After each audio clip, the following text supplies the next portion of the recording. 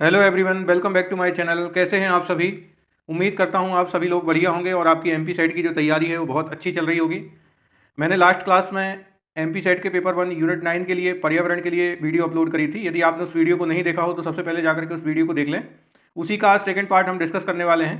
पहले वाले पार्ट में हमने पर्यावरण के पहले टॉपिक परिचय और सतत विकास के ऊपर चर्चा करी थी। साथ ही हमने प्रीवियस ईयर क्वेश्चन जो भी आए हुए हैं एमपी सेट के एग्जाम में 2018, 22 और 2024 में, वो हमने डिटेल से डिस्कस किए थे और साथ में हमने उन टॉपिकों को भी देखा था कि जहाँ से बार बार क्वेश्चन जो है एमपी सेट में पूछे जा रहे हैं।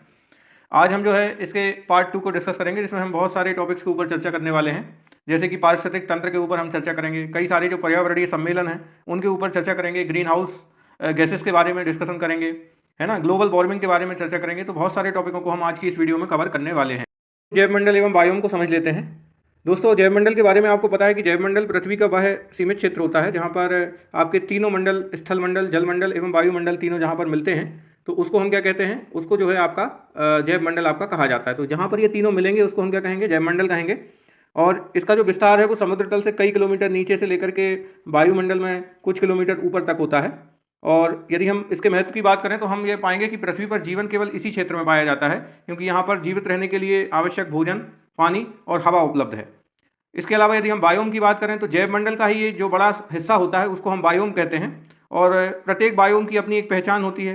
वह जलवायु के आधार पर, मिट्टी के आधार पर या फिर वनस्पति के आधार पर पहचाना जाता है। और एक बायोम में रहने वाले सारे पौधे, जीव जंतु, इनकी कुछ विशिष्ट विशेषताएं होती हैं जो दूसरे बायोम से आपकी अलग होती हैं। क्योंकि प्रत्येक बायोम के जो जीव जंतु और पेड़ पौधे होते हैं वो मौसम के अनुसार खुद को जो है ढाल चुके होते हैं। तो ये आपको ध्यान में रखना है। जैसे हम बात करें कि वर्षा वन जैसे है, तो वर्षा वन रेन फॉरेस्ट, जैसे अमेजन के रेन फॉरेस्ट है, तो वहाँ साल भर भारी वर्षा और गर्मी होती है। तो इसकी वजह से वहाँ के जो प्राणी हैं और वनस्पतियाँ हैं उनमें एक विशेष प्रकार की विशेषताएं पाई जाएंगी। इसी तरीके से आप देखिए रेगिस्तान में पानी की कमी होती है ना, वहाँ का टेम्परेचर बहुत अधिक होता है। तो वहाँ पर पाए जाने वाले जो जीव जंतु हैं, वनस्पति हैं, उनकी विशेषताएं कुछ अलग होंगी। जो टुंड्रा प्रदेश है वहाँ पर आपका ठंडा क्षेत्र है ना, वहाँ पर पूरे साल भर आपकी बर्फ जमी रहती है। तो इस कारण से वहाँ की वनस्पतियों की विशेषता अलग होगी। इसी तरीके से घास के मैदान की जो विशेषता है वो अलग होगी। तो जैवमंडल और वायु में आपको अंतर समझ में आ गया होगा। जैवमंडल वह क्षेत्र होता है जहाँ पर आपका स्थल मंडल, जलमंडल और वायुमंडल तीनों मिलते हैं। मतलब ये जो मिलन बिंदु है ये आपका कहलाएगा जैवमंडल। और जैवमंडल का ही वह बड़ा भाग जहाँ पर कुछ विशिष्ट प्रकार के पेड़ पौधे, जीव जंतु आपके पाए जाते हैं, क्योंकि वहाँ पर जलवायु, वहाँ की दशाएं, वहाँ की मिट्टी, वनस्पति आदि सब कुछ दूसरे बायोम की तुलना में डिफरेंट होता है। तो इसीलिए उसको हम बायोम कहेंगे। ठीक है। पृथ्वी पर प्राणियों एवं वनस्पतियों का बृहत्तम अभिगेय समुच्चय क्या है, आपका बायोम है। वही मैंने आपको बताया कि जैवमंडल का सबसे बड़ा हिस्सा क्या कहलाएगा, बायोम कहलाएगा। पृथ्वी के समस्त जीवित जीव तथा उसके आसपास का पर्यावरण जिससे इन जीवों की पारस्परिक क्रिया होती है क्या कहलाता है, जीवमंडल कहलाएगा। जीव से जीवमंडल तक जैविक संगठन का सही क्रम क्या होता है, जनसंख्या, समुदाय, पारिस्थितिकी तंत्र और भूदृश्य। सर्वाधिक जैव विविधता कहाँ पर पाई जाएगी, उष्ण कटिबंधीय वर्षा वनों में। ये आपको याद रखना है, एग्जाम में क्वेश्चन पूछा जा सकता है। विश्व की विशालतम बैरियर रीफ प्रणाली कहाँ पर स्थित है, ऑस्ट्रेलिया के पूर्वी तटों पर आपको पता है बैरियर रीफ मिलती है वहाँ पर। लैंड ऑफ बिग गेम्स के नाम से जाना जाता है उष्ण कटिबंधीय सवाना प्रदेश। दो भिन्न समुदायों के बीच का संक्रांति क्षेत्र क्या कहलाता है, इकोटोन कहलाता है। ये आपको याद में रखना है कि जहाँ पर दो भिन्न भिन्न समुदायों के जीव या वनस्पतियाँ आपस में संक्रमित जो क्षेत्र है उनका, वो कहलाएगा आपका इकोटोन। सिंह, पुच्छी, बानर, मैकॉक कहाँ पाया जाता है, पश्चिमी घाट में, कर्नाटक, केरल और तमिलनाडु में। स्थल मंडल, जलमंडल एवं वायुमंडल का मिलन कहाँ पर होता है, जैवमंडल में। पौधों की जैव विविधता अधिकतम कहाँ पर होती है, तो उष्ण कटिबंधीय वर्षा वन पारितंत्र में। बायोम देख लीजिए, बायोम दो प्रकार के होते हैं, स्थलीय बायोम और जलीय बायोम। मैंने आपको बताया कि वनीय बायोम की विशेषताएं अलग होंगी, घास भूमि बायोम की विशेषताएं अलग होंगी, मरुस्थलीय बायोम की विशेषताएं अलग अलग होंगी, क्योंकि यहाँ पर गर्म प्रदेश है आपका। टुंड्रा बायोम की विशेषताएं अलग होंगी क्योंकि ये ठंडा प्रदेश है। तो जलवायु के आधार पर, वनस्पति के आधार पर, मिट्टी के आधार पर, वर्षा के आधार पर कई तरीके से स्थलीय बायोम को हम डिवाइड कर सकते हैं। ठीक इसी तरीके से जलीय बायोम, यदि किसी जल में आपकी जो है नमक की मात्रा अधिक है तो ऐसे जल की जो वनस्पति होंगी, जो जीव जंतु होंगे, उनकी विशेषताएं अलग होंगी। तो उससे क्या बनेंगे, आपके एक सागरीय बायोम बनेगा, प्रवाल भित्ति बायोम बनेगा। इसी तरीके से अलवड़ीय जलीय बायोम की विशेषताओं के आधार पर नदी, झरना, झील और तालाब, ये सब बायोम के एग्जाम्पल हैं। प्रवालों द्वारा छोड़े गए कैल्शियम कार्बोनेट से निर्मित समुद्र के भीतर निर्मित चट्टान क्या कहलाती है, प्रवाल भित्ति। और आपको पता है कि जो लक्षद्वीप और अंडमान निकोबार द्वीप समूह है वहाँ पर प्रवाल भित्तियाँ ही पाई जाती हैं। लक्षद्वीप जो है वो प्रवाल भित्तियों से निर्मित द्वीप है। विश्व की सर्वाधिक प्रवाल भित्तियाँ कहाँ पर मिलती हैं, उष्णकटिबंधीय सागरीय जलों में, है ना। ये ध्यान में रखना है आपको। अत्यंत निम्न ताप वाले स्थानों पर उगने वाले पौधे क्या कहलाते हैं, हेकिस्टोथर्म। याद रखना है आपको, अत्यंत निम्न ताप वाले स्थानों पर उगने वाले पौधे क्या कहलाते हैं, हेकिस्टोथर्म। समुद्री खरपतवार महत्वपूर्ण स्रोत है आयोडीन का। वायु प्रदूषण का संकेतक किसे माना जाता है, लाइकेन को। लाइकेन स्वतः समाप्त होने लगते हैं SO2 की मात्रा बढ़ने पर। Most IMP question. कि SO2 की मात्रा बढ़ेगी तो लाइगेन क्या होंगे, समाप्त होने लगेंगे। लाइगेन सहजीवी हैं, किसके साथ साथ में, शैवाल और कवक के साथ। महासागरों और तटीय पारिस्थितिक तंत्रों में संग्रहित कार्बन क्या कहलाता है, ब्लू कार्बन। ये भी आपका एग्जाम में क्वेश्चन बन सकता है। अब देख लेते हैं भारत में जैव मंडल आरक्षित क्षेत्रों की। दोस्तों आपको पता है कि जो भारत में जैव मंडल आरक्षित क्षेत्र हैं उनकी संख्या है 18 और मध्य प्रदेश में कितने हैं, 3 हैं। मध्य प्रदेश में कितने जैव मंडल आरक्षित क्षेत्र हैं, 3 हैं। कौन कौन से हैं, तो पहला आपको याद में रखना है पचमढ़ी, है ना। दूसरा आपको याद में रखना है अचान कमार अमरकंटक, और तीसरा आपको याद रखना है पन्ना, जो कि 2011 में आपका निर्धारित किया गया था। सबसे पहला भारत का जो जैव मंडल आरक्षित क्षेत्र है वो आपका नीलगिरी है, 1986 में डिक्लेयर हुआ था। इसके बाद में आप देखिए नंदा देवी और नौकरेक, नंदा देवी उत्तराखंड में है, नौकरेक मेघालय में है ना। ग्रेट निकोबार अंडमान और निकोबार द्वीप समूह में, मन्नार की खाड़ी तमिलनाडु में है, मानस आपका असम में है, सुंदरबन पश्चिम बंगाल में है। ये सब याद करते चलिए। सिमलीपाल आपका उड़ीसा में, डिब्रू साहिबगंज असम में, देहांग देवांग अरुणाचल प्रदेश में है ना। इसके अलावा आपको कुछ और चीज़ें भी आप याद रख सकते हैं, जैसे एक है आपका देहांग पटकई। देहांग पटकई ये आपकी पहाड़ियाँ हैं, है ना, और ये आपकी असम में है, असम में है ना। ये आपको याद रखना है। फिर इसके बाद में पचमढ़ी मध्य प्रदेश, कंचनजंगा सिक्किम, अगस्त्यमलाई केरल, अचानकमार अमरकंटक मध्य प्रदेश एवं छत्तीसगढ़, कच्छ आपका गुजरात, कोल्ड डेजर्ट हिमाचल प्रदेश, शेषाचलम पहाड़ियाँ आंध्र प्रदेश, और पन्ना आपका जो है मध्य प्रदेश में। तो ये यूनेस्को द्वारा मैन एंड बायोस्फीयर कार्यक्रम के अंतर्गत जैव मंडल रिजर्व के विश्व तंत्र की सूची में इन्हें शामिल किया गया है। जिनमें स्टार लगा है उनको बहुत अच्छे से ध्यान रखिएगा।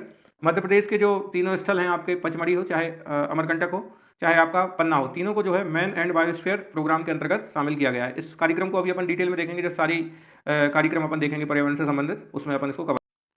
आइए अब हम पारिस्थितिक तंत्र को समझ लेते हैं। देखिए पारिस्थितिक तंत्र का सबसे पहले प्रयोग जो है वो एजी टांसले महोदय ने 1935 में किया था। ये आपको याद में रखना है, क्वेश्चन बन सकता है। 1935 में टांसले महोदय ने जो है पारिस्थितिक तंत्र का सबसे पहली बार प्रयोग किया था। और उनके अनुसार क्या था कि किसी भी स्थान के जैवीय समुदायों के जीव और उनके चारों ओर पाया जाने वाला जो अजैवीय वातावरण है उसके मध्य में जो पारस्परिक संबंध है जो कि एक दूसरे पर प्रभाव डालता है, इसी संबंध को हम पारिस्थितिक तंत्र कहते हैं। तो क्या याद रखना है आपको कि किसी भी स्थान के जो जैवीय समुदाय के जीव हैं और उनके चारों ओर पाया जाने वाला जो अजैवीय वातावरण है, इन सभी के बीच में जो परस्पर संबंध होता है उसी को हम पारिस्थितिक तंत्र कहते हैं, जहाँ पर एक घटक दूसरे घटक पर क्या होता है, निर्भर होता है। ये देखिए आप अजैविक घटक है, अजैविक घटक में आप देखिए क्या क्या है, सूर्य का प्रकाश है, आपका जल है, मिट्टी है ना। इन अजैविक घटकों का जैविक घटकों के साथ में जो परस्पर सह संबंध है, जैविक घटक क्या क्या हो सकते हैं आपके, उत्पादक हो सकते हैं। सबसे बेसिक घटक जो कि जिनका मुख्य कार्य क्या है, भोजन बनाना, ये स्वपोषी घटक होते हैं। ये प्रकाश की संश्लेषण की अभिक्रिया को पूर्ण करते हैं। ये सूर्य के प्रकाश की उपस्थिति में अपना भोजन बनाते हैं, है ना। और इनमें कौन कौन सी चीज़ें आती हैं, तो इनमें हरे पौधे आते हैं, आपके शैवाल आते हैं, साइनोबैक्टीरिया आती है। ये पारिस्थितिक तंत्र के एक्चुअली में पावर हाउस होते हैं और इनके बिना हम जीवन संभव नहीं मान सकते। तो ये चीज़ आपको याद में रखना है कि उत्पादक जो हैं वो सबसे पहले आपके आएंगे। फिर इसके बाद में उपभोक्ता आपके आते हैं। ऊर्जा के लिए उत्पादकों या अन्य उपभोक्ताओं को खाते हैं, मतलब जो उपभोक्ता है वो किसके ऊपर निर्भर करेंगे, उत्पादक के ऊपर निर्भर करेंगे, है ना। उपभोक्ता क्या करेंगे, भोजन को खाएंगे, मतलब ये परपोषी कहलाएंगे। ठीक है, जैसे आपका हिरण है ये शाकाहारी है, शेर आपका क्या है, मांसाहारी है, मनुष्य जो है वो आपका सर्वाहारी है। और आपको ये भी पता है कि जब उपभोक्ता में भी ऊर्जा एक से दूसरे के पास में जाती है तो ये ऊर्जा आपकी घटती जाती है ना। और 10% का नियम आपने पढ़ा होगा कि 10% ऊर्जा ही आपकी जो है वो दूसरे घटक तक पहुंच पाती है। उपभोक्ता में जो आप देखिए शाकाहारी जैसे हिरण है, हिरण ने घास को खाया तो उसको 100% ऊर्जा मिली, तो इसका केवल जब जो आपका शेर है वो हिरण को खाएगा तो केवल 10% ऊर्जा ही उसको मिलेगी। तो इस तरीके से ये आपकी जो है 10% का नियम आपको याद रखना है। तीसरा फिर आपके क्या होते हैं, फिर आपके डिकम्पोजर होते हैं ना। इनका काम क्या है, ये मृत कार्बनिक पदार्थों को तोड़ते हैं और पोषक तत्वों को वापस मिट्टी में लौटाते हैं। कुल मिलाकर के इनका मुख्य कार्य क्या है, जो पर्यावरण है, जो वातावरण है उसकी क्या करना, सफाई करना। ये मृतोपजीवी होते हैं ना। और इनकी ऊर्जा का मुख्य स्रोत क्या है, जो मृत पौधे होते हैं और जानवर होते हैं वो। इसमें क्या क्या आता है, आपका कवक आते हैं ना, आपके बैक्टीरिया आते हैं। इसके अलावा आपके जो केंचुए हैं वो भी किस में आएंगे, आप घटक में आएंगे, डिकम्पोजर्स में आएंगे। और इन्हें प्रकृति का सफाई कर्मी कहा जाता है। ये क्वेश्चन आपका बार बार बनता है। ये पोषक तत्वों को वापस मिट्टी में भेजते हैं, ये याद रखना है आपको। तो आप देखिए कि जो पारिस्थितिक तंत्र है वो अजैविक घटकों और जैविक घटकों के बीच में परस्पर सहसंबंध होता है। इसमें समुदाय के जो जीव हैं उनकी रचना कार्य और उनके वातावरण के बीच में जो पारस्परिक संबंध होता है उसी को हम एक्चुअली में पारिस्थितिक तंत्र कहते हैं। और पारिस्थितिक तंत्र में प्रत्येक घटक एक दूसरे पर निर्भर रहता है और सभी घटक एक दूसरे पर निर्भर होने के कारण ही संतुलन की स्थिति में रहते हैं, तब हम इसको पारिस्थितिक संतुलन कहते हैं। तो ये आपको याद रखना है। अब यहाँ से कौन कौन से क्वेश्चन बन सकते हैं, तो वन लाइनर के फॉर्म में अपन देख लेते हैं। वह विज्ञान जिसमें समस्त जीवों और भौतिक पर्यावरण के मध्य उनके अंतर संबंधों का अध्ययन किया जाता है क्या कहलाता है, पारिस्थितिकी कहलाती है, इकोलॉजी। पारिस्थितिकी शब्द का प्रयोग सबसे पहले किसने किया था, अर्नेस्ट हैकेल ने। देखिए यहाँ पर दो शब्द हैं, एक है आपका पारिस्थितिकी, है ना, जिसको हम कह रहे हैं इकोलॉजी, और दूसरा है आपका पारिस्थितिक तंत्र, दैट मीन्स इकोसिस्टम। तो पारिस्थितिकी शब्द का प्रयोग सबसे पहले किया था अर्नेस्ट हैकेल ने। पारिस्थितिकी के पिता कौन कहलाएंगे, अर्नेस्ट हैकेल कहलाएंगे। जबकि पारिस्थितिक तंत्र शब्द का पहली बार प्रयोग किया था एजी टांसले ने। तो ये दोनों चीज़ें अलग अलग हैं, याद रखिएगा इनको, है ना। ये देखिए यहाँ पर एजी टांसले ने प्रयोग किया था। फिर इसके बाद में जीव मंडल के सभी संगठकों के समूह जैविक और अजैविक जो पारस्परिक क्रियाओं में सम्मिलित होते हैं क्या कहलाते हैं? इकोसिस्टम कहलाते हैं। पारिस्थितिक तंत्र कैसा तंत्र होता है? एक खुला तंत्र होता है। प्रकृति की कार्यात्मक इकाई क्या है? पारिस्थितिक तंत्र है। पारिस्थितिकी संक्रमण अवधारणा का सर्वप्रथम प्रयोग किसके द्वारा किया गया? जॉन बेनेट के द्वारा 1976 में, याद रखिएगा इसको। फिर अगला देखते हैं, प्राकृतिक पर्यावरण के संरक्षण के लिए क्रांतिक या रेडिकल उपायों पर कौन सी पारिस्थितिकी बल देती है? तो गहन पारिस्थितिकी। इस तरीके के प्रश्न आपके बन सकते हैं। और गहन पारिस्थितिकी शब्द का सबसे पहली बार प्रयोग किसने किया? अर्नीज नेस ने। पारिस्थितिकीय पदछाप या इकोलॉजिकल फुटप्रिंट मापने की इकाई क्या है? भूमंडलीय हेक्टेयर। कई बार आपका क्वेश्चन बना है। इसके बाद में कृत्रिम पारिस्थितिक तंत्र है धान का खेत। पारिस्थितिक तंत्र का प्रेरक बल होता है आपका सौर ऊर्जा। पारितंत्र की घटती उत्पादकता का क्रम क्या है? पहले आपके मैंग्रोव आते हैं। सबसे ज्यादा उत्पादकता किस पारिस्थितिक तंत्र की होती है? आपसे क्वेश्चन पूछा जाएगा। करेक्ट आंसर क्या होगा? मैंग्रोव। फिर इसके बाद में घास स्थल, फिर आपकी झीलें, फिर आपके महासागर आते हैं। भारतीय पारिस्थितिकी के जनक कौन है? प्रोफेसर रामदेव मिश्रा। समुदायों का पूर्ण क्रम जो क्रमशः एक निश्चित स्थान पर बदलता है, इसको हम क्या कहते हैं? सीयर कहलाता है आपका। सबसे स्थिर पारिस्थितिक तंत्र क्या है? सागरीय पारिस्थितिक तंत्र है। पारिस्थितिकी का शत्रु पर्यावरण का आतंकवादी किसे कहा जाता है? यूकेलिप्टस। कई बार एग्जाम में आपका क्वेश्चन पूछा गया है, एमपीपीएससी ने तो 2 से 3 बार पूछा है। पृथ्वी का फेफड़ा किसे कहा जाता है? अमेजन वर्षा वनों को। पृथ्वी के सर्वाधिक क्षेत्रफल पहला पारिस्थितिक तंत्र है सामुद्रिक। प्रवाल विरंजन में सर्वाधिक महत्वपूर्ण कारक है वैश्विक ऊष्मन। सबसे छोटा पारिस्थितिक तंत्र क्या है? एक्वेरियम। विश्व में सबसे विक्षुब्ध पारिस्थितिक तंत्र पर्णपाती वन। स्थल खंड पर पाए जाने वाले सबसे बड़ा पारिस्थितिक तंत्र क्या है? जंगल है। पारिस्थितिक तंत्र के मित्र कौन कौन से हैं? तो नीम, पीपल, बरगद, तुलसी। जैव द्रव्यमान का वार्षिक उत्पादन न्यूनतम होता है गहरे सागर में। चिपको आंदोलन का क्या नारा था? पारिस्थितिकी स्थायी मितव्ययिता है। झील पारिस्थितिकी में पोषक तत्वों के प्रचुरण की प्रक्रिया क्या कहलाती है? यूट्रोफिकेशन कहलाती है। बहुत इंपॉर्टेंट क्वेश्चन है, आपका एग्जाम में बन सकता है। किसानों का मित्र केचुआ और सांप जलीय चक्र को नियंत्रित करते हैं वन। आहार श्रृंखला का सही क्रम क्या होगा? तो पहले डाइटम, फिर क्रस्टेशियन, फिर हेरिंग। किसी जलीय वातावरण में स्वतंत्र एवं स्थूलदर्शी प्राणियों को उल्लिखित किया जाता है, क्या कहते हैं इनको? इनको तरणक कहा जाता है, ये याद रखिएगा। और फिर एक आपका आता है पारिस्थितिकीय निके। इसका प्रयोग सर्वप्रथम प्रयोग किया था जोसेफ ग्रीनेल्स ने। प्रत्येक जाति अथवा उपजाति का उस क्षेत्र में एक निश्चित स्थानीय क्षेत्र सुरक्षित होता है। ओडम के अनुसार निके एक सूक्ष्म निवास है जिसमें एक ही प्रकार की जाति या उपजाति आपकी निवास करती है। तो बायोम से ये छोटा होगा, है ना। पारिस्थितिक तंत्र के घटक कौन कौन से हैं? जैविक घटक और अजैविक घटक देख लीजिए एक बार। जैविक घटक में भौतिक घटक में आपका क्या आ जाएगा? अजैविक घटक में भौतिक घटक में क्या आएगा? प्रकाश, तापमान, आर्द्रता, दाब, स्थलाकृति, वायु। अकार्बनिक में आपके जल, मृदा, वायुमंडलीय खनिज, चट्टान। कार्बनिक में आपके कार्बोहाइड्रेट, प्रोटीन, वसा, ह्यूमस, यूरिया। जिनमें कार्बन प्रेजेंट होगा वो कार्बनिक घटक कहलाएंगे। जैविक घटक में आप देखिए उत्पादक, उपभोक्ता और अपघटक। फिर इसके बाद में अगले पर आते हैं पारिस्थितिक तंत्र के प्रकार। तो पहला क्या है आपका? प्राकृतिक पारितंत्र। दूसरा है कृत्रिम पारितंत्र। प्राकृतिक पारितंत्र में आपके स्थलीय और जलीय। स्थलीय में वन, घास, स्थल, मरुस्थल, टुंड्रा, है ना। जलीय में आपके अलवणीय जल, स्वच्छ जल पारितंत्र में तालाब, झील और झरना आ जाएगा। सागरीय में आपका लवणीय ज्वार नदों को समुद्र आ जाएगा। कृत्रिम मानवीय पारितंत्र में कृषि, खेत या खलिहान और जल जीवशाला, अंतरिक्षयान, ये सभी आपके क्या हैं? कृत्रिम या मानवीय पारितंत्र के उदाहरण हैं। फिर इसके बाद में भारत की जो वन स्थिति रिपोर्ट है वो इंपॉर्टेंट हो जाती है ना। अभी इसमें से क्वेश्चन आपके बहुत सारे बनेंगे। देखिए भारत की जो वन स्थिति रिपोर्ट है, मैं आपको पहले बता दूं कि जो वन स्थिति रिपोर्ट है वो वनों के आकलन से संबंधित रिपोर्ट है जो हर 2 वर्ष में आपकी प्रकाशित की जाती है। अभी अपने पास में जो सबसे लेटेस्ट रिपोर्ट है वो 2023 की है ना। और इसका 18वां जो संस्करण है वो अपने पास में है। 18वां संस्करण क्या कहता है कि पूरे भारत में जो वनावरण है, मतलब कि जो वनों का आवरण है उसका परसेंटेज है 21.76%। और जो वृक्षों का आवरण है वो आपका 3.41% है। मतलब टोटल मिलाकर के वनावरण और वृक्षावरण कितना कहलाएगा? 25.17%। वनावरण में सर्वाधिक वृद्धि कहाँ पर हुई है? तो मिजोरम में हुई है। वनावरण में न्यूनतम वृद्धि कहाँ पर हुई है? तो आपकी मध्य प्रदेश में हुई है। ये दोनों चीज़ें याद रखना है। सर्वाधिक वनावरण वाला राज्य कौन सा है? मध्य प्रदेश है आपका। फिर अरुणाचल प्रदेश, फिर छत्तीसगढ़, उड़ीसा, महाराष्ट्र। सर्वाधिक वनावरण प्रतिशतता वाले राज्य या संघ शासित प्रदेशों की बात करें तो राज्य में आपका आएगा मिजोरम और संघ शासित प्रदेशों में आपका आएगा लक्षद्वीप। यदि केवल राज्य की बात करें तो मिजोरम याद रखिएगा। सर्वाधिक वनों का परसेंटेज है यहाँ पर।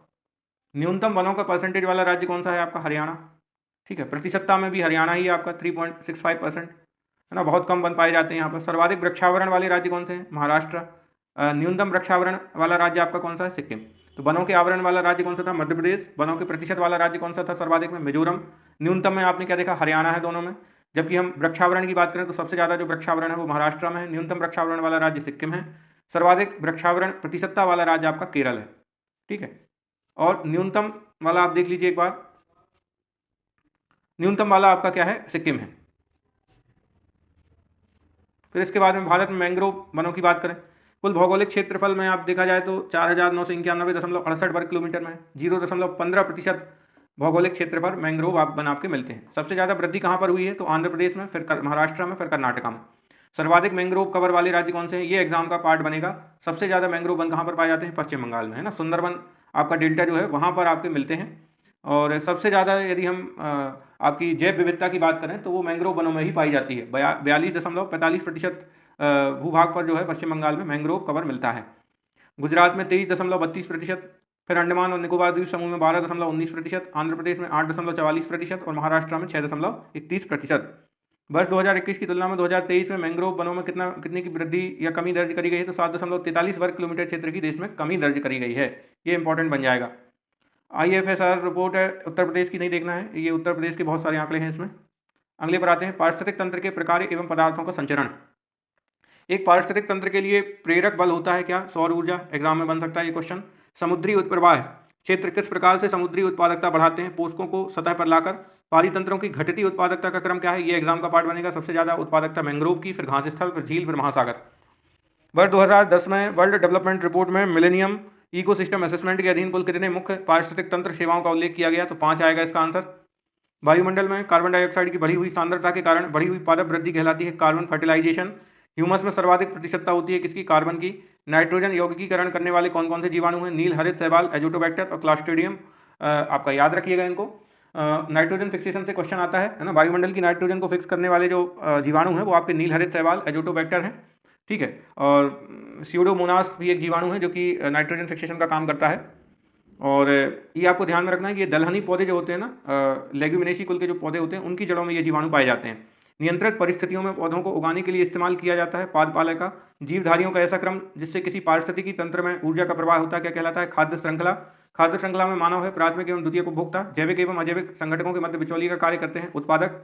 DDT का सांद्रण सबसे अधिक कहाँ पर होता है? तृतीय पोषण स्तर पर।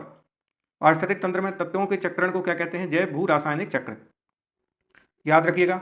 बायोमास का पिरामिड कैसा होता है? ये बार बार आपके एग्जाम में क्वेश्चन बनेंगे इनसे, है ना, कि कौन सा पिरामिड आपका सीधा होता है, उल्टा होता है। ये सब क्वेश्चन आपके MPPSC में तो कई बार बने हैं, है ना। तो एक बार इनको देख लीजिए। जैसे पिरामिड की यदि हम बात करें तो जो बायोमास का पिरामिड होता है वो हमेशा उल्टा होता है ना। कहाँ पर होता है उल्टा? ये जलीय और समुद्री पारिस्थितिक तंत्र में होता है। ऊर्जा का पिरामिड हमेशा सीधा होगा, ध्यान रखिएगा, ये कभी भी उल्टा नहीं होता है, ठीक है।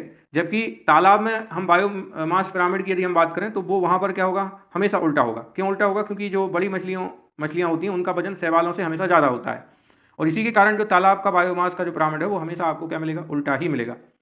पेड़ की संख्या का यदि हम पिरामिड की बात करें तो ये भी उल्टा हो सकता है, क्योंकि एक पेड़ पर हजारों कीड़े आपके हो सकते हैं ना। तो ये चीज़ें याद रखनी है। और इसके अलावा यदि हम देखें तो यहाँ से क्वेश्चन आपके बनेंगे।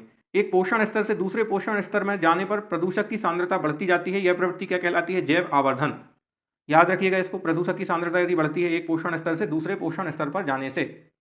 एक जैव समुदाय का स्थान कालांतरण में दूसरे जैव समुदाय द्वारा ग्रहण कर लिया जाता है तो यह प्रक्रिया क्या कहलाती है? अनुक्रमण कहलाती है। किसी निश्चित क्षेत्र में प्राणियों की संख्या की सीमा जिसे पर्यावरण समर्थन कर सकता है, ये क्या कहलाती है आपकी? इसको याद रखिएगा, ये वहन क्षमता या कैरिंग कैपेसिटी कहलाएगी। समुदायों का पूर्ण क्रम जो क्रमशः एक निश्चित स्थान पर बदलता है क्या कहलाता है? शियर कहलाता है आपका। समुदायों का पूर्ण क्रम जो क्रमशः एक निश्चित स्थान पर बदलता है, याद रखिएगा इसको। पारिस्थितिकीय घटकों की मात्रा जो मनुष्यों को उनकी जीवन शैली को सुचारू रूप से चलाने के लिए आवश्यक होती है, पारिस्थितिकीय पदछाप कहलाती है, याद रखिएगा। अब विभिन्न जो बायोम आपके होते हैं उनमें खाद्य श्रृंखला किस प्रकार से आपकी निर्मित होती है, एक बार देख लीजिए। जैसे आप देखिए, जो घास भूमि बायोम होता है उसमें ऊर्जा का स्तर सबसे पहला आपका जो प्राथमिक उत्पादक है वो घास होगी। प्राथमिक उपभोक्ता में टिड्डा या कीड़ा इसमें आएगा। द्वितीय उपभोक्ता में, है ना, जो कि टिड्डा या कीड़े को खाएगा वो चूहा या चिड़िया इसमें आएंगे। तृतीय उपभोक्ता क्या होगा? सांप होगा। और चतुर्थ उपभोक्ता आपका बाज होगा। जबकि तालाब बायोम में जो प्राथमिक उत्पादक है वो शैवाल है। प्राथमिक उपभोक्ता मास्कीटो लार्वा होगा। द्वितीय उपभोक्ता ड्रैगन फ्लाई लार्वा होगा। तृतीय उपभोक्ता आपका मछली और चतुर्थ उपभोक्ता रेकून होगा। समुद्री वायु में फाइटोप्लैंक्टन शैवाल आपके होते हैं जो कि प्राथमिक उत्पादक होते हैं ना। जू प्लांक्टन क्रिस्टेशियाई ये प्राथमिक उपभोक्ता है। द्वितीय उपभोक्ता में हैरिंग मछली आएगी और तृतीय उपभोक्ता में सील मछली। चतुर्थ उपभोक्ता में सफेद शार्क मछली आएगी। आहार श्रृंखला देखिए, ऐसी श्रृंखला जिसमें एक जीव दूसरे जीव का उपभोग करते हैं, है ना। उत्पादक उपभोक्ता व अपघटक इस श्रृंखला में शामिल होते हैं और इसमें ऊर्जा का प्रवाह एक दिशीय होता है। ये पूछा जाएगा, आहार श्रृंखला में ऊर्जा का प्रवाह कैसा होता है? एक दिशीय होता है ना। खाद्य श्रृंखला और खाद्य जाल में क्या अंतर है? खाद्य श्रृंखला उत्पादक विभिन्न श्रेणी के उपभोक्ता एवं अपघटक इसमें शामिल होते हैं, जबकि विभिन्न खाद्य श्रृंखलाओं को मिलाकर के क्या बनता है? खाद्य जाल बनते हैं आपके। पारितंत्र में एक जीव से दूसरे जीव में भोज्य पदार्थों का प्रवाह होता है। कोई जीव विभिन्न खाद्य श्रृंखलाओं के सदस्य हो सकते हैं। ऊर्जा का प्रवाह एक दिशा में होता है, यहाँ पर कई दिशाओं में होती है, कई पाथ से होकर के ऊर्जा का प्रवाह होता है। खाद्य श्रृंखला पारिस्थितिक तंत्र की एक महत्वपूर्ण प्रारंभिक इकाई है जो एक सरल प्रक्रिया द्वारा ऊर्जा का स्थानांतरण करती है, जबकि खाद्य पदार्थों का स्थानांतरण क्या है, एक जटिल प्रक्रिया है। पारिस्थितिकीय पिरामिड की बात कर लेते हैं। विचार सबसे पहली बार चार्ल्स एल्टन ने दिया था और ये 3 प्रकार के होते हैं आपके, जीव संख्या का पिरामिड, जीव भार का पिरामिड और संचित ऊर्जा का पिरामिड। जो जीव संख्या का पिरामिड होता है इसमें क्या शामिल होता है, उत्पादकों एवं उपभोक्ताओं की संख्या का ये पिरामिड होगा। और ये सीधा किसका बनेगा, घास के मैदान व तालाब का बनेगा सीधा, है ना। जीव संख्या का पिरामिड घास के मैदान या तालाब में कैसा होता है, हमेशा सीधा होता है ना। पोषण स्तर आपका ऊपर की तरफ बढ़ता है, जीव संख्या आपकी जो है नीचे की तरफ बढ़ती है ना, तो इसलिए ये सीधा होगा। जबकि वृक्ष का पारितंत्र क्या होता है, उल्टा होता है, प्रत्येक पोषण स्तर पर संख्या में क्या होती है, वृद्धि होती है। जीव भार का पिरामिड है ना, ये सीधा होता है स्थलीय पारितंत्र में और उल्टा होता है जलीय पारितंत्र में। संचित ऊर्जा का पिरामिड हमेशा सीधा होगा, ये अभी अपन ने चर्चा करी थी। पारिस्थितिक तंत्र के विभिन्न पोषण स्तरों के जीवधारियों द्वारा प्रयोग में लाई गई संपूर्ण ऊर्जा का पिरामिड ये हमेशा सीधा होता है, ये आपको याद रखना है। तो जीव संख्या का पिरामिड घास के मैदान और तालाब में सीधा, वृक्ष में आपका उल्टा। जीव भार का पिरामिड स्थलीय पारितंत्र में सीधा, जलीय पारितंत्र में उल्टा। जबकि संचित ऊर्जा का जो पिरामिड होता है हमेशा सीधा होता है। खाद्य श्रृंखला का क्रम क्या होगा, उत्पादक उपभोक्ता पर अपघटक आएंगे आपके। एक वृक्ष पारिस्थितिक तंत्र में संख्या का पिरामिड होता है उल्टा। 10% का नियम देख लीजिए, खाद्य श्रृंखला के प्रत्येक स्तर पर उपभोक्ता संचित ऊर्जा का कितने प्रतिशत अपने शरीर भार में रूपांतरण करता है, 10%। 10% का नियम देने वाले वैज्ञानिक कौन है, लिंडमान का नियम है ये। एकमात्र महाद्वीप जहां घास पारितंत्र नहीं पाया जाता, अंटार्कटिका। जो जंतु दूसरे जंतुओं का शिकार अपने करके अपना भोजन प्राप्त करते हैं, परभक्षी या प्रेडेटर्स कहलाते हैं। पार्कलैंड नामक उष्णकटिबंधीय घास कहाँ पाई जाती है, अफ्रीका में। हाथी घास पाई जाती है सवाना वायु में। चैपरेल नामक झाड़ियाँ कहाँ पाई जाती हैं, कैलिफोर्निया में। पारिस्थितिक तंत्र में उच्चतम पोषण स्तर प्राप्त है सर्वाहारी को। घास स्थलीय पारितंत्र में संख्या का पिरामिड होता है सीधा। पारितंत्र का गतिक हृदय क्या कहलाता है, ऊर्जा प्रवाह व खनिज चक्र। 2 या अधिक जीवों के अंतर संबंध में एक जीव को लाभ होता है किंतु हानि किसी को भी नहीं होती, इस संबंध को क्या कहते हैं, सहभोजिता। अनुक्रमण के अंतिम समुदाय को क्या कहा जाता है, तो चरम समुदाय या क्लाइमेक्स कहा जाता है। यहाँ से क्वेश्चन आपके बनेंगे। नेक्स्ट अपन आते हैं पर्यावरणीय प्रदूषण के ऊपर। पर्यावरणीय प्रदूषण में आपको मुख्य रूप से बीमारियां याद रखनी है। कई सारी बीमारियां आपकी पूछी जाती हैं। जैसे लास्ट क्लास में अपन ने डिस्कस किया था कि जो मिनी माता रोग है वो पारा के कारण होता है। इटाई रोग जो है वो कैडमियम के कारण होता है। ब्लू बेबी सिंड्रोम जो है वो बच्चों का शरीर जिसमें नीला पड़ जाता है पानी में खाद मिलने की वजह से, ये होता है नाइट्रेट की वजह से। ब्लैक फुट रोग जो है वो आर्सेनिक की वजह से होता है ना। भूमिगत जल में जो प्रदूषण यदि आ जाए, मुख्य रूप से आपका पश्चिम बंगाल और बांग्लादेश जो है वहाँ पर ये कॉमन है, ब्लैक फुट रोग आपका होता है। एक आपका फ्लोरोसिस होता है ना, जो कि दांतों और हड्डियों के खराब होने की वजह से होता है ना। फ्लोराइड संदूषण के कारण ही आपका फ्लोरोसिस रोग होता है। और एक होता है आपका एस्बेस्टोसिस, है ना, जो कि एस्बेस्टोस के कारण होता है, इसे फेफड़ों का कैंसर भी कहते हैं। और जो टेक्सटाइल निर्माण करने वाले जो मजदूर होते हैं उनमें ये रोग आपका देखने को मिलता है। तो रोगों से बहुत सारे आपके क्वेश्चन आएंगे। पर्यावरणीय प्रदूषण से भी आपके प्रश्न बनेंगे और पर्यावरणीय प्रदूषण में यहीं से सबसे ज़्यादा आपके क्वेश्चन आएंगे, तो ये आपको ध्यान में रखना है। सबसे पहले देख लेते हैं भूमि, वायु और जल के भौतिक, रासायनिक अथवा जैव अभिलक्षणों में अनापेक्षित परिवर्तन के फलस्वरूप आपका प्रदूषण होता है ना। हालांकि हमने इसको डिस्कस कर लिया था, है ना, एक बार देख लीजिए इसको, अपन ने पहले डिस्कस कर चुके हैं अपन पिछली वाली वीडियो में। रिवीजन कर लीजिएगा एक बार इसको, है ना। प्राथमिक प्रदूषक में अपन ने देखा था CO2, NOx और SO2 है ना। द्वितीयक प्रदूषक में अपन ने चर्चा करी थी कि जो पैन होता है, पैरा ऑक्सीटाइल नाइट्रेट जो आपका होता है, H2SO4, स्मोक, ओजोन, है ना, ये सब द्वितीयक प्रदूषक हैं आपके। ये सब अपन ने डिस्कस अपन कर चुके हैं, है ना। चलिए आगे देख लेते हैं एक बार इसको, एक बार और रिवीजन कर लेते हैं। वायु प्रदूषण जो है, carbon monoxide, global warming, CO2, ozone परत क्षरण आपका CFCs के कारण होता है। अम्ल वर्षा, SO2 सल्फर डाइऑक्साइड के कारण। और भोपाल गैस त्रासदी में जो है मिथाइल आइसोसाइनेट का रिसाव हुआ था, यूनियन कार्बाइड नाम की कंपनी में, अपन ने डिस्कस किया था। इसका फॉर्मूला क्या है, C2H3NO आपका होगा। BOD के ऊपर अपन ने चर्चा करी थी, बायोलॉजिकल ऑक्सीजन डिमांड क्या होती है। जो जल के एक निश्चित आयतन में उपस्थित कार्बनिक पदार्थों को विखंडित करने के लिए जीवाणुओं द्वारा आवश्यक जो ऑक्सीजन है उसकी जो जैविक मांग है वो BOD कहलाएगी। और अपन ने चर्चा करी भी थी कि BOD जो है वो जल प्रदूषण मापने की एक इकाई है। यदि BOD अधिक है तो DO आपकी क्या होगी, निम्न होगी जल में, है ना। डिजॉल्व ऑक्सीजन क्या होगी, कम होगी आपकी। तो ये याद रखना है आपको, ठीक है। अगला देख लेते हैं जैव विविधता और उसका संरक्षण। आप सभी को पता है कि किसी निश्चित भौगोलिक क्षेत्र में पाए जाने वाली जीवों की संख्या ही और उनकी विविधता ही जैव विविधता कहलाती है। जैव विविधता शब्द का सबसे पहली बार प्रयोग किया था वाल्टर जी रोजन ने 1985 में। याद रखिएगा, जैव विविधता के 3 स्तर होते हैं। पहली आपकी आनुवांशिक जैव विविधता, दूसरी प्रजातीय जैव विविधता और तीसरी आपकी पारितंत्रीय जैव विविधता। जैव विविधता का संरक्षण 2 विधियों से किया जाता है। ये विधियां आपकी पूछी जाती हैं, एक है स्वस्थानिक संरक्षण और दूसरा आपका होता है बहिस्थानिक संरक्षण। ये विधियां कई बार आपकी एग्जाम में आई हुई हैं। इसमें स्वस्थानिक संरक्षण में क्या क्या आएगा, तो जो आपके राष्ट्रीय उद्यान है, आपके वन्यजीव अभ्यारण्य है और आपके जो जैव मंडल रिजर्व क्षेत्र हैं, ये सभी आपके स्वस्थानिक संरक्षण के अंतर्गत आएंगे। जबकि बहिस्थानिक संरक्षण की विधियों में क्या क्या आएगा, बहिस्थानिक संरक्षण की विधियों में आपके बीज बैंक, जीन बैंक, निम्नतापीय संरक्षण, वनस्पति उद्यान, वृक्ष उद्यान, जंतु उद्यान और चिड़ियाघर, ये सभी आपके जो है बहिस्थानिक संरक्षण की विधियां हैं। अब स्वस्थानीय संरक्षण होता क्या है, यदि जीवों को उनके प्राकृतिक आवास में ही अपन अनुकूल परिस्थितियां और सुरक्षा संबंधी जो प्रयास हैं उपलब्ध कराने का अपन प्रयास करें, तो इसको हम कहेंगे स्वस्थानीय संरक्षण। और यदि हम संकटग्रस्त पादपों का उनके प्राकृतिक आवास के बाहर संरक्षण करते हैं तो इसको अपन बहिस्थानीय संरक्षण कहेंगे, है ना। जैसे एक्वेरियम में आपका मछलियों का संरक्षण किया जाता है, चिड़ियाघर में चिड़िया का संरक्षण किया जाता है। इसी तरीके से आप देखिए तो संकटग्रस्त जो भी पादप हैं या जीव जंतु हैं, उनके यदि प्राकृतिक आवास के बाहर हम उनका संरक्षण करते हैं तो इसे हम बहिस्थानीय कहेंगे, जबकि प्राकृतिक आवास में ही अनुकूल परिस्थितियों में उन्हें सुरक्षा व्यवस्था उपलब्ध कराई जाए, इसे हम जो है वो स्वस्थानीय संरक्षण कहते हैं। और जैव विविधता संरक्षण जो कार्य योजना है वो कुल मिलाकर के IUCN के माध्यम से संचालित की जाती है, और जो भी प्रजातियां लुप्त होने की कगार पर, उनको बचाने के लिए विभिन्न प्रकार की योजनाओं में प्रबंधन किया जाता है, और उसी में ये जैव विविधता आपका संरक्षण शामिल भी होता है। आपको पता है ना कि वर्तमान में जैव विविधता का ह्रास कई तरीके से हो रहा है ना। जैसे जो प्राचीन तमाम की प्रजातियां हैं, जीव जंतु हैं, उनके आवास विखंडित हो गए। जो वैश्विक जलवायु परिवर्तन है उसके चलते विभिन्न जीवों का जो आवास है वो विनाश होने के कगार पर है ना। निर्वनीकरण की घटना आपकी हो रही है, जिसकी वजह से जैव विविधता को नुकसान पहुंच रहा है ना। कई तरीके के वन्य जीवों का शिकार होता है ना, उसकी वजह से भी आपकी प्रजातियां प्रभावित होती हैं। और विदेशी मूल के भी पौधों का जो आक्रमण है वो भी जैव विविधता के ह्रास का एक बहुत बड़ा कारण है ना। प्राकृतिक आपदाएं हैं, बीमारी है, प्रदूषण है, ये सभी जैव विविधता संरक्षण की आवश्यकता के बारे में हमें बताती हैं, और हमें आवश्यकता महसूस कराती हैं कि जैव विविधता ह्रास को रोकने के लिए हमें जैव विविधता संरक्षण की आवश्यकता है, स्वस्थानीय संरक्षण और बहिस्थानीय संरक्षण विधियों के माध्यम से। और आपको पता भी है कि सबसे ज़्यादा जैव विविधता अपने यहाँ पर जो है पूरे भारत में 4 मुख्य रूप से वो क्षेत्र हैं जहाँ पर सबसे ज़्यादा जैव विविधता पाई जाती है। जिसमें जैव विविधता हॉटस्पॉट में यदि हम बात करें तो पूरे विश्व में 36 के आसपास जैव विविधता हॉटस्पॉट है। भारत में आपके 4 हैं, जिसमें एक है आपका पूर्वी हिमालय का, दूसरा है आपका इंडो बर्मा, तीसरा सुंडरलैंड क्षेत्र है, चौथा आपका पश्चिमी घाट है।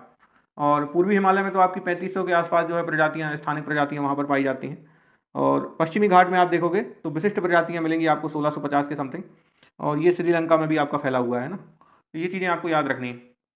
आगे देख लेते हैं जैव विविधता से संबंधित अधिनियम एवं आयोग। आपको पता है कि प्रतिवर्ष 22 मई को हम अंतर्राष्ट्रीय जैव विविधता दिवस मनाते हैं। 2002 में संसद द्वारा जैव विविधता अधिनियम जैव विविधता पर संयुक्त राष्ट्र सम्मेलन CVD 1992 में निहित उद्देश्यों को पूरा करने के लिए लागू किया गया था। जैव विविधता अधिनियम को 2002 को लागू करने हेतु वर्ष 2003 में जैव विविधता प्राधिकरण की स्थापना करी गई, जिसका मुख्यालय कहाँ पर है आपका, चेन्नई में। गाडगिल समिति एवं कस्तूरी रंगन समिति का संबंध पश्चिमी घाटों के संरक्षण से है, तो ये भी आपको याद रखना है। जैव विविधता ध्रुवों से भूमध्य रेखा की तरफ जाने पर क्या होती है, बढ़ती है। आपको पता है कि भूमध्य रेखा पर सबसे ज़्यादा वर्षा वाला स्थान है, आर्द्रता भी सबसे अधिक होती है, और इसी वजह से वहाँ पर जैव विविधता भी क्या होगी, सबसे अधिक होगी। तो आपको याद क्या रखना है कि जो आपकी भूमध्य रेखा है यहाँ पर आपकी जैव विविधता सबसे अधिक होगी, और जैसे ही आप मतलब ध्रुवों की ओर बढ़ोगे तो जैव विविधता कम होती जाएगी, है ना। और यदि आप ध्रुवों से भूमध्य रेखा की तरफ चलोगे तो क्या होगी, आपकी जैव विविधता बढ़ेगी। उष्णकटिबंधीय क्षेत्र में जैव विविधता सबसे अधिक होती है। केरल की शांत घाटी में प्रचुर जैव विविधता पाई जाती है। आपसे यदि कोई पूछे कि सबसे ज़्यादा जैव विविधता कहाँ मिलती है, तो आपकी केरल की शांत घाटी में। जैव विविधता का सर्वाधिक ह्रास प्राकृतिक आवासीय विनाश से होता है, अभी अपन ने चर्चा करी थी। किसी भौगोलिक क्षेत्र की जैव विविधता को खतरा हो सकता है भूमंडलीय तापन, है ना, ग्लोबल वार्मिंग से, आवासों के विखंडन से और बाह्य जातियों का हमला आदि करने से। प्रवाल भित्ति मुख्य रूप से पाई जाती है कितने डिग्री नॉर्थ से 30 डिग्री नॉर्थ से 30 डिग्री साउथ के मध्य उष्णकटिबंधीय और उपोष्णकटिबंधीय समुद्रों में। जैव विविधता के संरक्षण हेतु महत्वपूर्ण रणनीति क्या है, जैव मंडल आरक्षित क्षेत्र है, अभी अपन ने चर्चा करी थी, 18 है टोटल। MP में कितने हैं, 3 है। प्रवाल की वृद्धि हेतु आवश्यक घटक क्या है, सूर्य प्रकाश, अवसाद रहित स्वच्छ जल, और 27 से 30% जो है जल में लवणता होनी चाहिए। ये एग्जाम का पार्ट बन सकता है। कुछ अधिनियम देख लीजिए, पहले भी अपन ने चर्चा करी थी। वन संरक्षण अधिनियम 1980 का है, पर्यावरण संरक्षण अधिनियम 1986 का है, वायु प्रदूषण अधिनियम 1981, जल प्रदूषण अधिनियम 1974 और वन्य जीव संरक्षण अधिनियम 1972 का है। भारतीय वन्य जीव संस्थान कहाँ पर है, देहरादून में। मृदा क्षरण को रोका जा सकता है वन रोपण के द्वारा। भारत सरकार द्वारा राष्ट्रीय वनीकरण एवं पारिस्थितिकी विकास बोर्ड की स्थापना की गई अगस्त 1992 में। वर्ष 2016 में कार्यान्वित नवीन राष्ट्रीय वन सूची डिजाइन के अंतर्गत वन सूची समीक्षा का समय 20 वर्ष से घटाकर कितना कर दिया गया है, तो 5 वर्ष। बहुत कम ताप पर भंडारण कहलाता है cryo preservation. Red data book से जानकारी प्राप्त होती है संकटग्रस्त प्रजातियों की, याद रखिएगा इसको। फिर आगे देखते हैं बायोस्फीयर रिजर्व। इसके खोजकर्ता शब्द किसने दिया था, एडवर्ड सुयेस ने दिया था। इकोसिस्टम शब्द A.G. टॉन्सले ने, और इकोलॉजी अर्नेस्ट हैकेल ने। जैव विविधता वाल्टर जी रोजन ने। चिपको आंदोलन 1973 उत्तराखंड के चामोली में हुआ, सुंदरलाल बहुगुणा जुड़े इससे व्यक्ति थे। एपिको आंदोलन 1983 में उत्तरी कर्नाटका, पांडुरंग हेगड़े और अप्पू तथा ममता, ये याद रखिएगा। नर्मदा बचाओ आंदोलन 1985 मोस्ट IMP मध्य प्रदेश में और गुजरात में चलाया गया, मेधा पाटकर इससे जुड़ी हुई थी। और पीपुल्स फॉर एनिमल्स 1992 नई दिल्ली, मेनका गांधी के द्वारा चलाया गया। रेस्टोरेक्शन ऑफ कॉली बैन रिवुलेट 2000 में पंजाब में बलबीर सिंह सीचेवाल के द्वारा। इनको देख लीजिएगा एक बार। इसमें सबसे ज़्यादा इंपॉर्टेंट आपका नर्मदा बचाओ आंदोलन आएगा, है ना। चिपको आंदोलन और एपिको आंदोलन से भी क्वेश्चन बन सकते हैं। इसके बाद में आप देखिए विश्व वन्यजीव WWF जो कोष है वो आपका 1961 में स्थापित किया गया IUCN के सहायक संगठन के रूप में। इसका मुख्यालय ग्लैंड स्विट्जरलैंड में है। प्रतीक है जॉइंट पांडा। वन्यजीवों की देखभाल पर नजर के लिए ये कोष बनाया गया है। मैन एंड बायोस्फीयर प्रोग्राम की शुरुआत कब करी गई? 1971 में यूनेस्को के द्वारा ये चलाया गया था। 2015 में पहली बार पर्यावरण अधिकार प्रमाण पत्र दिया गया किसको? बैगा आदिवासियों को दिया गया। संख्या की दृष्टि से ढूंढे गए एवं पहचान किए गए जीवों में सबसे अधिक संख्या किसकी? कीटों की। पर्यावरण अनुकूल उपभोक्ता उत्पादों को चिन्हित करने हेतु सरकार द्वारा आरंभ किया गया इको मार्क। पारिस्थितिकी का शत्रु माना जाता है यूकेलिप्टस वृक्ष को। भारतीय वन संशोधन अधिनियम 2017 में वृक्षों की परिभाषा से विलोपित किया गया, तो बांस को अब इसे घास का दर्जा दिया गया है। अभ्यारण्यों की चर्चा कर लेते हैं। बहुत सारे अभ्यारण्य अलग अलग राज्यों में, मध्य प्रदेश में भी बहुत सारे अभ्यारण्य पाए जाते हैं। सर्वाधिक राष्ट्रीय उद्यान वाले यदि हम राज्य की बात करें तो वो आपका क्या है? MP है। और चाहे राष्ट्रीय उद्यान हो, वन्यजीव अभ्यारण्य हो, जीव मंडल हो, ये सभी के सभी आपके जो है वन्यजीव संरक्षण अधिनियम 1972 के तहत इन्हें जो है वो शामिल किया गया है। और आपको पता भी है कि जो राष्ट्रीय उद्यान है, चाहे वन्यजीव अभ्यारण्य हो, चाहे जैव मंडल आरक्षित क्षेत्र हो, ये सभी के सभी स्वस्थानीय संरक्षण की विधियां हैं, इन सीटू कंजर्वेशन की विधियां हैं। इसमें जीवों को उनके प्राकृतिक आवास पर ही क्या किया जाता है? अनुकूल परिस्थितियों और सुरक्षा व्यवस्था उपलब्ध कराकर उनका संवर्धन किया जाता है। राष्ट्रीय उद्यान आप देख लीजिए, किसी पाली तंत्र के विशेष पशु पक्षियों तथा पेड़ पौधों को संरक्षित करने हेतु सीमाओं का निर्धारण विधायी के द्वारा होता है। पर्यटन की अनुमति होती है यहाँ पर। जंतुओं का शिकार लेकिन प्रतिबंधित होता है। वन्य जीवों के अलावा अन्य के चारण पर आपका प्रतिबंध रहता है ना। तो ये भी चीजें आपको याद में रखनी है। फिर इसके बाद में भारत में कुल राष्ट्रीय उद्यानों की संख्या 106 अभी और बढ़ गई होगी। सर्वाधिक राष्ट्रीय उद्यानों वाला राज्य आपका 11 है ना, मध्य प्रदेश में। भारत का प्रथम राष्ट्रीय उद्यान जिम कॉर्बेट उत्तराखंड में है। राष्ट्रीय उद्यानों की सूची देख लेते हैं एक बार, है ना, तो याद करते चलिएगा। इसमें राजीव गांधी, पापीकोंडा और श्री वेंकटेश्वर, ये आपके आंध्र प्रदेश में है। अरुणाचल प्रदेश का मौलिंग और नामदफा याद रखिएगा। डिब्रू साईखोवा, काजीरंगा, मानस, नामेरी, है ना, ओरंग और रायमोना, देहंग पटकई, ये अपन ने अभी चर्चा करी थी। ये सारे के सारे आपके असम में। एक बार फिर से रिवाइज कर लीजिए। डिब्रू साईखोवा, काजीरंगा, मानस, नामेरी, ओरंग, रायमोना, देहंग पटकई। बिहार में आपका वाल्मीकि राष्ट्रीय उद्यान। छत्तीसगढ़ में आपका गुरु घासीदास, इंद्रावती, कांगेर घाटी, ये तीनों के तीनों आपके कहाँ पर हैं? छत्तीसगढ़ में है। गोवा में आपका मोल्लम, है ना, मुरलेन, जबकि आपका मणिपुर में। ध्यान रखिएगा, मोल्लम कहाँ पर है? गोवा में है। मुरलेन आपका मणिपुर में है, ठीक है। और मुलिंग आपका मिजोरम में है। ये तीनों अलग अलग हैं ना। गुजरात में आप देखिए गिर, बंसदा, ब्लैकबक, समुद्री, है ना, ये तीनों के तीन चारों आपके कहाँ पर हैं? गुजरात में। हरियाणा में कालेसर और सुल्तानपुर। हिमाचल प्रदेश ग्रेट हिमालयन, इंद्रकिला, खीरगंगा, ये सब कहाँ पर है? हिमाचल प्रदेश में। और हिमाचल प्रदेश में और कौन कौन से? सेजंग, सिम्बलवारा, पिन वैली। झारखंड का बेटला याद रखिएगा। अंसी, बांदीपुर, बनीरघट्टा, कुद्रेमुख, नागरहोल, ये पांचों के पांचों आपके कर्नाटका में है। फिर इसके बाद में केरल में अनाईमुड़ी, एराविकुलम, मथिकेट्टन, पम्बादुम, पेरियार, साइलेंट वैली, ये सभी के सभी आपके केरला में है। बांधवगढ़ जीवास, बांधवगढ़ डायनासोर जीवास में आपका। इसके अलावा पेंच, कान्हा, कूनो, माधव, पन्ना, संजय, सतपुड़ा, बनबिहार, ये सभी के सभी मध्य प्रदेश के हैं। महाराष्ट्र में आप देखिए चंदोली, गुगामल, नवेगांव, तड़ोगा, पेंच, संजय गांधी, और ये सभी आपके कहाँ पर है? महाराष्ट्र में। केवल लामजाओ और सरोही आपका मणिपुर में है, याद रखिएगा। नोकरेक, बालपक्रम और नोकरेक, ये दोनों मेघालय में है। मिजोरम में आपका मुडलेन है और पांगफुई है ना, जहाँ पर आपका ब्लू माउंटेन है। ब्लू माउंटेन एक बार PSC में क्वेश्चन पूछा गया है ना, इस चोटी का हिस्सा ये पूछा गया था। नागालैंड में आप देखिए इटांकी, और उड़ीसा में भीतरकनिका, सिमलीपाल, राजस्थान में केवलादेव, मुकुंदरा हिल्स, रणथंबोर और सरिस्का, ये सब आएंगे इसमें। डेजर्ट आपका जो है वो भी कहाँ पर जाएगा? आपका राजस्थान में ही। सिक्किम में कंचनजंगा, तमिलनाडु में गुंडी, मन्नार की खाड़ी, इंदिरा गांधी, मुदुमलाई, मुकुर्थी, ये सभी के सभी तमिलनाडु में। तेलंगाना में महावीर, हरियाणा, बनस्थली, केशु ब्रह्मानंद रेड्डी और मृगवनी, ये सभी तेलंगाना में। त्रिपुरा में क्लाउडेड लेपर्ड और विशन आपका जो है त्रिपुरा में है। दुधवा कार्बेट, दुधवा आपका उत्तर प्रदेश में है। जिम कार्बेट, गंगोत्री, नंदा देवी, राजा जी, ये सभी के सभी उत्तराखंड में। फूलों की घाटी, गोविंद, ये सभी उत्तराखंड में है। पश्चिम बंगाल में बुक्सा, गोरुमारा, जल्दापारा, न्यूरा वैली और सुंदरबन। और सिंगलीला भी आपका है यहीं पर। कहाँ पर? पश्चिम बंगाल में सिंगलीला, ये ठीक है। कैंपबेल बे आपका अंडमान निकोबार द्वीप समूह में है। Galathea, Mahatma Gandhi marine, Mount Harriet, Rani Jhansi marine park, Saddle Peak, ये सभी आपके अंडमान निकोबार द्वीप समूह में। जम्मू कश्मीर में सिटी फॉरेस्ट, सलीम अली, दचीगाम आपका जम्मू कश्मीर में है। ये सभी आपको याद रखना है। हेमिस, काजीनाग, किश्तवाड़, है ना, हेमिस आपका लद्दाख में। भारत का ओसनिक नेशनल पार्क कच्छ की खाड़ी गुजरात में है। रणथंबोर बाघ के लिए जाना जाता है। पेरियार हाथियों के लिए। मानस आपका गैंडा का संरक्षण किया जाता है इसमें। गिर गुजरात सिंह के लिए। दचीगाम में हंगुल या कश्मीरी स्टेक का संरक्षण होता है। मरू राष्ट्रीय उद्यान राजस्थान में है। ग्रेट इंडियन बस्टर्ड का संरक्षण किया जाता है। विश्व पर्यावरण दिवस 2021 के अवसर पर घोषित राष्ट्रीय उद्यान कौन सा है? रायमोना राष्ट्रीय उद्यान कहाँ पर है? असम में। रामसर सम्मेलन 1971 में आपका हुआ था ईरान के रामसर में 2 फरवरी को, है ना। आर्द्र भूमियों के संरक्षण से संबंधित है। वन्यजीव संरक्षण अधिनियम 72 का है। प्रोजेक्ट टाइगर 73 का है। प्रोजेक्ट हाथी 1992 का है। जैव विविधता अधिनियम 2002 का है। प्रोजेक्ट हाथी की शुरुआत 1992 में हुई थी, हाथियों को संरक्षण प्रदान करने के लिए, हाथियों के आवासों की सुरक्षा हेतु, मानव पशु गतिरोध को हल करने के लिए। ये सब आपको ध्यान में रखना है। टाइगर रिजर्व देख लीजिए एक बार। आंध्र प्रदेश में नागार्जुनम सागर और श्रीशैलम। नामदफा, पक्के और कमलंग अरुणाचल प्रदेश में मानस, नामेरी, काजीरंगा, ओरंग। असम में, बिहार में वाल्मीकि, इंद्रावती, उदंती, सीता नदी, अचानकमार, गुरु घासीदास, ये सभी छत्तीसगढ़ में है।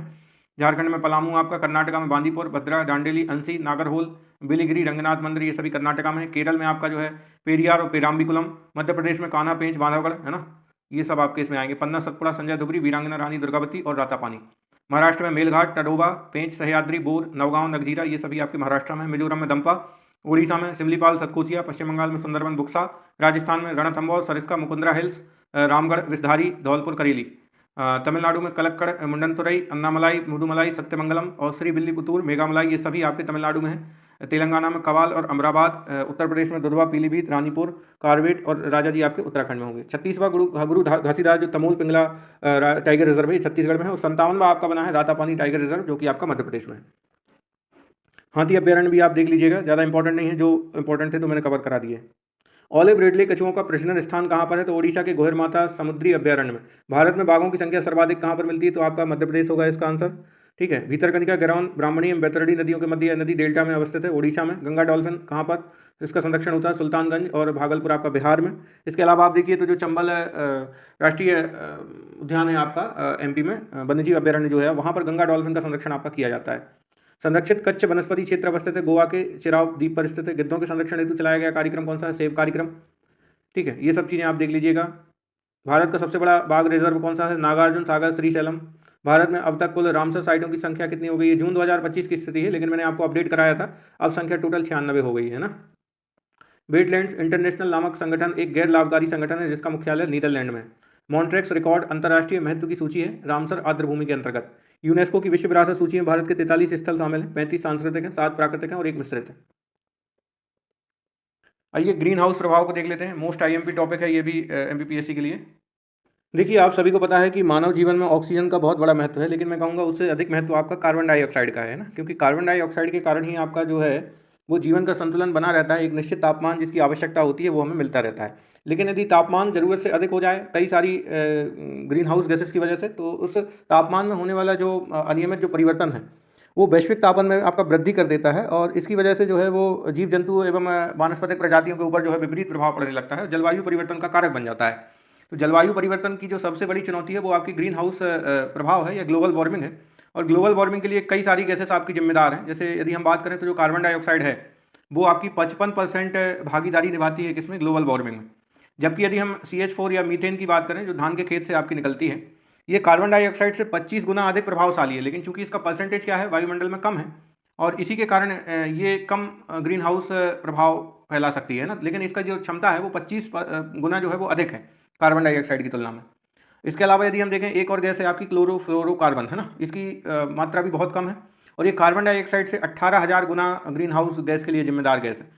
N2O जो आपकी नाइट्रस ऑक्साइड होती है ना, इसका भी परसेंटेज कम है, ये 250 गुना अधिक जिम्मेदार है कार्बन डाइऑक्साइड की तुलना में। लेकिन यदि आपसे कोई पूछे कि ग्लोबल वार्मिंग के लिए सबसे ज़्यादा उत्तरदायी गैस कौन सी है, तो आपकी 55% कौन सी आएगी? कार्बन डाइऑक्साइड आएगी। ठीक है। और जलवाष्प यदि ऑप्शन में दिया है तो जलवाष्प आपका रहेगा करेक्ट आंसर, और H2O या जलवाष्प आपका करेक्ट आंसर होगा, है ना। ये चीज़ याद में रखनी है। इसके अलावा जो है सल्फर हेक्साफ्लोराइड है, ओजोन है ना, NF3 है, PFC है, HFC है, ये सारी की सारी गैसेस आपकी प्रमुख ग्रीन हाउस गैसें हैं। अब ये देखिए काम कैसे करती हैं। तो एक्चुअली में आपका जो वायुमंडल है, वायुमंडल में ये गैसें यदि प्रेजेंट रहेंगी तो ये एक तरीके की लेयर बना लेती हैं। वायुमंडल के ऊपर क्या बना लेती हैं? एक तरीके की लेयर बना लेती हैं। और जब ऊपर से आपका सूर्य के प्रकाश आता है तो सूर्य के प्रकाश में 2 तरह की तरंगें होती हैं, एक होती हैं लघु तरंगें और दूसरी होती हैं आपकी दीर्घ तरंगें।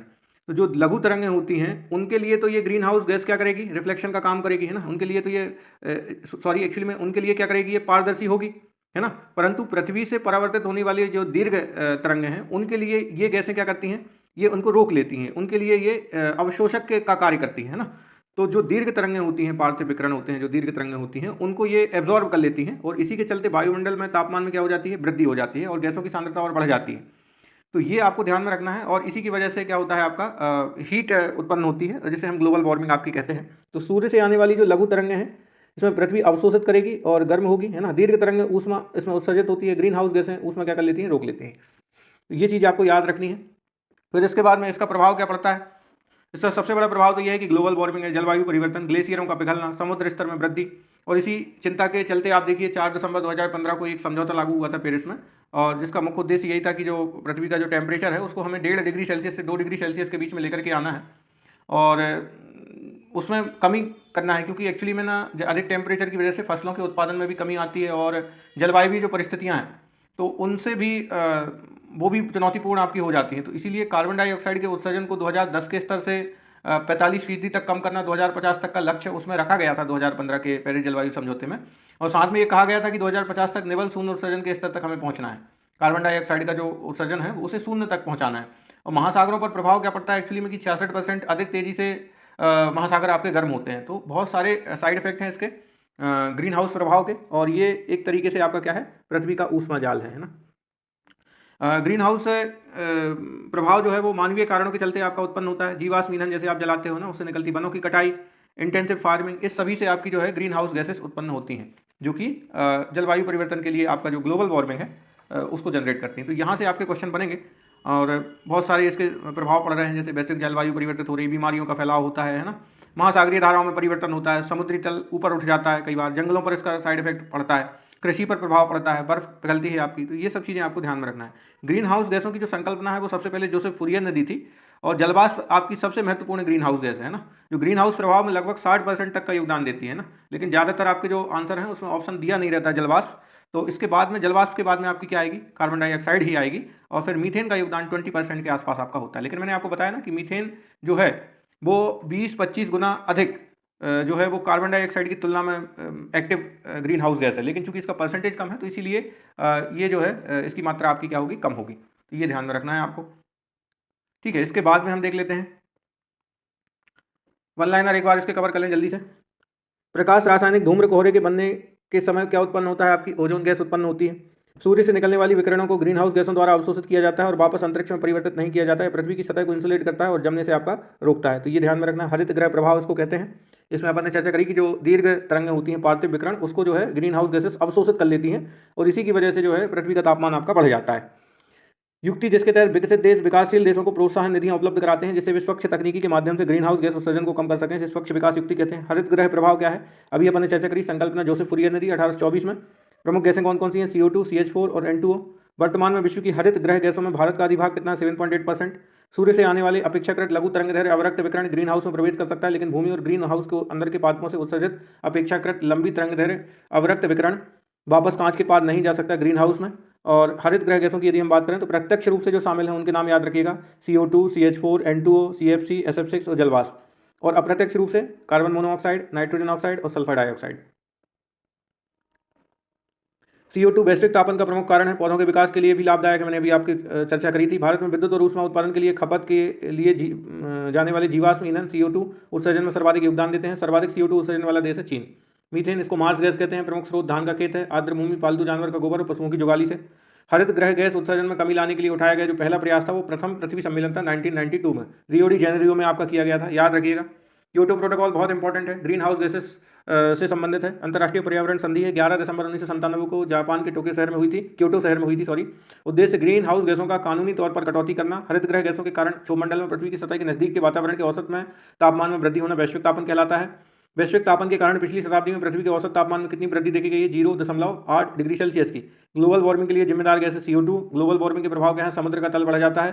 भोपाल गैस त्रासदी में लीक हुई थी मिथाइल आइसोसाइनेट। पृथ्वी पर एक निश्चित दिन 1 घंटे के लिए बिजली का प्रयोग पूर्णतः बंद कर देना अर्थ आवर कहलाता है। और आपका संयुक्त राष्ट्र के रेड प्लस कार्यक्रम की शुरुआत हुई थी 2008 में। कार्बन क्रेडिट को तुल्य माना जाता है 1000 किलोग्राम कार्बन डाइऑक्साइड के। मरुस्थलीकरण को रोकने के लिए संयुक्त राष्ट्र सम्मेलन UNCCD की स्थापना करी गई 1994 में।